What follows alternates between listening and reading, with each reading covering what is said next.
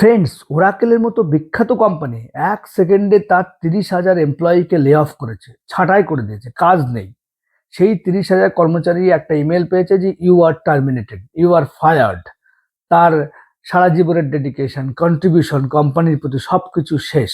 সে পথের নেমে পড়েছে তার সমস্ত সংসার ধর্ম নিয়ে, তার ইএমআই, তার ব্যাংক লোন, তার এডুকেশন লোন সমস্ত নিয়ে। এটা ভয়ঙ্কর পরিস্থিতি। আপনারা জানেন যে ওরাকেলের মতো আরো যে সমস্ত কোম্পানিগুলো আছে, বড় বড় কোম্পানি, গুগল রয়েছে, মেটা রয়েছে, মাইক্রোসফট, সমস্ত জায়গায় কিন্তু এই। এবং এরা যদি করতে পারে তাহলে ছোট ছোট কোম্পানিগুলো কি ভয় পাবে?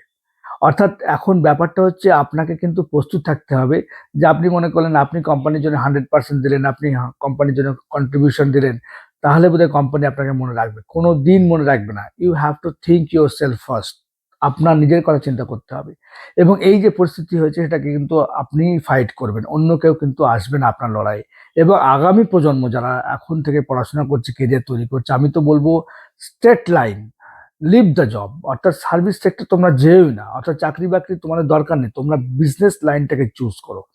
বিজনেস লাইন নিজস্ব একটা, যদি একটা ছোটখাটো ফুড বিজনেসও দাও বা বিভিন্ন ক্ষেত্রে আম, যদি বিজনেস লাইনটাকে ধরো, আমার মনে হয় না এরকম শকিং ইনসিডেন্ট তোমার লাইফে আসবে যে হট করে বিজনেস বন্ধ হয়ে গেল, তুমি আর কিছু খেতে পাবে না, এরকম কোনোদিন হবে না।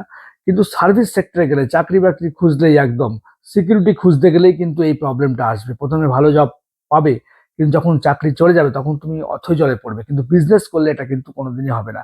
বিজনেস কোনোদিনই একদিনে শাটডাউন হতে পারবে না, এবং তোমার লাইফ কিন্তু সাস্টেন করবে। এবং এটাই কিন্তু আগামী দিনে আহ বড় প্রজেক্ট আসছে, যে মানুষজনকে কিন্তু এরকম চাকরি বাকরির দিক থেকেও নিজস্ব বিজনেস বিল্ড আপের দিকে বেশি নজর দিতে হবে, নাহলে কিন্তু ভীষণ বিপদ সামনের দিনে।